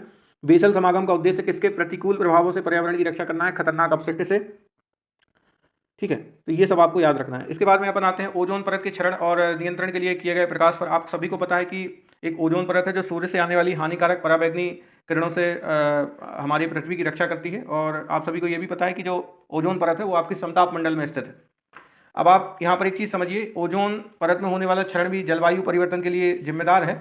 और ओजोन परत में होने वाला जो क्षरण है वो मुख्य रूप से आपके लिए आपकी जो है वो क्लोरोफ्लोरोकार्बन जो गैस है उसके माध्यम से आपका होता है। और एक चीज़ और आपको याद रखनी है कि जो समताप मंडल है उसमें 30 किलोमीटर से 60 किलोमीटर की जो दूरी है, 30 किलोमीटर से 60 किलोमीटर की दूरी है, वहाँ पर आपकी ओजोन लेयर आपकी पाई जाती है। और ओजोन परत की जो खोज है 1913 में फ्रांस के जो भौतिकविद थे, जिनका नाम था फेब्री चार्ल्स, है ना, फेब्री चार्ल्स, उन्होंने करी थी। और एक और नाम याद रखिएगा, हेनरी बुसोन। इन्होंने जो है वो ओजोन परत की खोज करी थी। और ओजोन परत एक्चुअली में सूर्य से आने वाली परावैक्निक प्रकाश की 95 से 99% तक की मात्रा को क्या कर लेती है, अवशोषित कर लेती है। अब निरंतर इसका अपक्षय हो रहा है, क्यों हो रहा है? क्योंकि ओजोन परत जो है वो क्लोरीन और ब्रोमीन के परमाणुओं द्वारा अपेक्षित होती है। क्लोरीन परमाणु जो है वो एक ओजोन परमाणु के साथ में जब क्रिया करता है तो क्लोरीन मोनोऑक्साइड बनाएगा, है ना। क्लोरीन आपका जो है जब ओजोन के साथ में आपका क्रिया करेगा तो क्या बनाएगा, क्लोरीन मोनोऑक्साइड बनाएगा, ClO बनाएगा, है ना। और साथ में क्या मुक्त होगी, ऑक्सीजन मुक्त होगी, और एक ऑक्सीजन अणु को क्या कर देगा, मुक्त कर देगा। अब ये जो आपकी क्लोरीन मोनोऑक्साइड है ये दूसरे ओजोन के साथ में क्रिया करेगी, है ना। ClO जो है वो आपकी दूसरे वाले ओजोन के साथ में क्रिया करेगी और क्या बना देगी, ये क्रिया करके एक क्लोरीन परमाणु बनाएगी, है ना, और साथ में जो है ऑक्सीजन के 2 मॉलिक्यूल्स बना देगी, है ना। तो यहाँ पर आप देखिए अब ये जो क्लोरीन परमाणु है ना, ये 2 साल तक ओजोन को आपका नष्ट करता रहता है। तो ये ध्यान रखना है, केवल एक क्लोरीन परमाणु 2 साल तक ओजोन परत को आपका नष्ट करता रहता है, और एक परमाणु के आधार पर ओजोन को नष्ट करने में ब्रोमीन क्लोरीन की तुलना में अधिक प्रभावी है ना। लेकिन चूंकि आपको भी पता है कि वर्तमान में ब्रोमीन बहुत कम मात्रा में पाई जाती है गैस, तो इसके चलते जो है क्लोरीन की भूमिका सबसे अधिक होगी। तो क्लोरोफ्लोरो जो कार्बन है ये सबसे ज़्यादा इंपॉर्टेंट है ओजोन परत क्षरण के लिए, सबसे ज़्यादा उत्तरदायी गैस यही है। और कैसे क्षरण होता है तो वो मैंने आपको बताया। इसके अलावा क्लोरीन और ब्रोमीन जो है वो दोनों गैसेस जिम्मेदार हैं ओजोन परत के क्षरण के लिए। ओजोन परत के जो क्षयकारी पदार्थ हैं उनका नाम आप एक बार सुन लीजिए, है ना, क्योंकि कई बार आपका पूछा जाता है। जितने भी हैलोजन परिवार है, आपको पता है ना कि पीरियडिक टेबल में जो 17वां ग्रुप है वो हैलोजन परिवार कहलाता है, जिसमें आपका फ्लोरीन, क्लोरीन, ब्रोमीन, आयोडीन, एस्टेटिन ये सारे आपके आते हैं। तो इसमें भी फ्लोरीन, क्लोरीन और ब्रोमीन ये सबसे ज़्यादा आपके उत्तरदायी होंगे, जिसमें जो हैलोजन है वो भी मानव निर्मित हैलोकार्बन प्रशीतक होते हैं, आपके विलायक होते हैं ना। क्लोरोफ्लोरोकार्बन आपकी गैस होती है ना। आपका सल्फेट एरोसॉल होता है, परावैग्नि किरणें आपकी होती हैं, HFCs आपकी होती हैं ना। मैथिल ब्रोमाइड आपका होता है ना। इसके अलावा जो है ट्राइक्लोरोमीथेन आपका होता है ना, डाइक्लोरोमीथेन आपका होता है। ये सब के सब जो पदार्थ हैं वो ओजोन क्षयकारी पदार्थ हैं, और ओजोन छिद्र के निर्माण में जो मौसमीय दशाएं हैं वो भी अपना पूरा योगदान देती हैं। मतलब कि जब ध्रुवीय सर्दी होती है तो उसके दौरान बहुत कम तापमान जो होता है तो वो भी ओजोन छिद्र के निर्माण के लिए जिम्मेदार होता है। तो कई सारी दशाओं में आपका ओजोन क्षरण आपका होता है, और इसका दुष्प्रभाव क्या पड़ता है कि भाई त्वचा का कैंसर हो जाता है, त्वचा संबंधी विभिन्न रोग होते हैं, गर्भस्थ शिशुओं को इससे नुकसान होता है, मनुष्य और DNA की जो संरचना होती है ना उसमें भी बदलाव आ जाता है। और इसके साथ में ना पर्यावरण में भी कई सारे चेंजेस होते हैं। मनुष्य की जो प्रतिरोधक क्षमता है वो भी घट जाती है ना। गर्मी से आम जीवन जो है वो अस्त व्यस्त हो जाता है, और इसके अलावा ग्लेशियर आपके पिघलते हैं और बाढ़ के हालात पैदा होने की भी स्थिति निर्मित हो जाती है। तो ऐसे बहुत सारे इसके डिसएडवांटेज हैं आपके, है ना, ओजोन परत क्षरण के। ओजोन परत नापने की जो इकाई है वो देख लीजिए एक बार, ऑप्शन है। ओजोन परत संरक्षण दिवस कब मनाते हैं? 16 सितंबर। ओजोन छिद्र का निर्माण सर्वाधिक है अंटार्कटिका के ऊपर। 2005 में तिब्बत के पठार के ऊपर ओजोन आभा मंडल का पता लगाया GW केंट मूर ने। सूर्य के प्रकाश से परावैग्निक विकिरण अभिक्रिया से उत्पन्न होती है ओजोन। व्यापक वायु में ओजोन की मात्रा अच्छी मानी जाती है 0.06 ppm तक। ओजोन परत विघटनकारी पदार्थ क्या क्या है आपके? क्लोरोफ्लोरोकार्बन तथा halon, methyl bromide, methyl chloroform, carbon tetrachloride और हाइड्रोफ्लोरोकार्बन HFCs। 3 कन्वेंशन आपको याद में रखने हैं। एक है आपकी वियना संधि, बहुत इंपॉर्टेंट हो जाती है, 22 मार्च 1985 में हुई। एक है किगाली समझौता जो कि रवांडा में 2016 में हुआ, 197 देशों के द्वारा किया गया। 2045 तक HFCs गैस का प्रयोग चरणबद्ध रूप से समाप्त करने की इसमें सहमति बनी। और मॉन्ट्रियल प्रोटोकॉल ये सबसे महत्वपूर्ण है ओजोन परत के संरक्षण के लिए। तो 16 सितंबर 1987 को हुआ था ओजोन परत के संरक्षण के लिए। प्रभावी हुआ है 1 जनवरी 1989 को। एग्जाम में पूछा गया है MPPSC में कि ये कब लागू हुआ था, कब प्रभावी हुआ था। तो 87 में आपका हुआ है समझौता और 89 में लागू हुआ है। वैज्ञानिकों की टीमों में किसने सर्वप्रथम अंटार्कटिका के ऊपर ओजोन छिद्र का पता लगाया? ब्रिटिश टीम ने, वर्ष 2024 की टीम ने। अभी 25 की याद रखेंगे अपन, है ना, 25 की टीम याद रखेंगे। अब इसके बाद में कुछ और टॉपिक्स आपके बचे हैं, जैसे ऊर्जा संसाधन वाले एक टॉपिक बचा है, और जो पर्यावरणीय सम्मेलन है वो टॉपिक भी बचा है। तो इन दोनों टॉपिकों को अपन अगली वीडियो में कवर करेंगे, क्योंकि ऑलरेडी वीडियो काफ़ी लंबी हो गई है।